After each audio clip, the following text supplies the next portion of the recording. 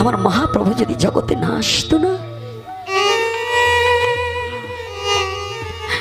আজ এই মনুষ্য জন্মে কেমন করে ভক্ত সঙ্গ করতে হয় কোনোদিন তা জানতে না।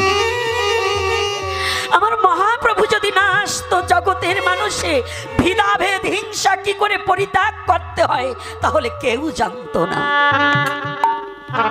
এই বর্ণবাদ প্রথাকে একমাত্র মহাপ্রভু চূর্ণ করবার নিমিত্তে নিজেই ব্রাহ্মণ কুলে জন্মগ্রহণ করেও ব্রাহ্মণ কুলকে পরিত্যাগ করে সন্ন্যাস ধর্ম গ্রহণ করে, যার কাছে সন্ন্যাসীর কাছে কোনো জাতপাত থাকে না, তাই মহাপ্রভু বললেন সবাইকে তোমরা আমার কাছে আসো, আমার কোনো জাতপাত বর্ণ গোত্র কিছু নেই, যে একবার হরি বলবে সে আমার হয়ে যাবে।